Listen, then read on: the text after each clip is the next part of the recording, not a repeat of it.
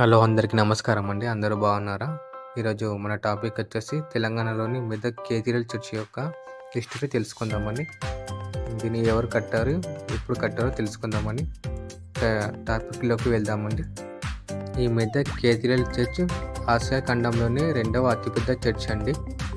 దీనిని Charles walker పోస్నెట్ అనే British Wesleyan Methodist గురువు 1914లో ప్రారంభించి 1924 డిసెంబర్ 25న పవిత్రీకరించారండి. కరువు కాలంలో ప్రజలకు ఉపాధి కల్పించేందుకు ఈ చర్చిని నిర్మించారండి. దీని నిర్మాణ నేపథ్యం తెలుసుకుందామని. 20వ శతాబ్దం ప్రారంభంలో మెదక్ ప్రాంతంలో తీవ్ర కరువు వచ్చిందండి.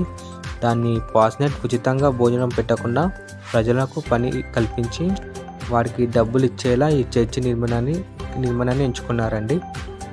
ఈ అద్భుత కట్టడం నిర్మాణం పూర్తి కావడానికి దాదాపు 10 సంవత్సరాలు పూర్తయిందండి. 10 సంవత్సరాలు పట్టిందండి. ఈ చర్చి యొక్క ప్రత్యేకతలు ఏంటంటే అండి, ఇది 170 అడుగుల ఎత్తు, 100 అడుగుల వెడల్పు కలిగి ఉందండి. ఏకకాలంలో సుమారు 5,000 మంది ప్రార్థనలు చేయవచ్చండి ఈ చర్చిలో.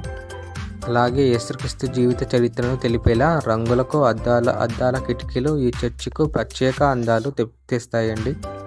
ఈ వీడియో కానీ మీకు నచ్చినట్టుంటే లైక్ చేయండి, షేర్ చేయండి, సబ్స్క్రైబ్ చేయండి నా ఛానల్ని. అందరికీ థ్యాంక్స్.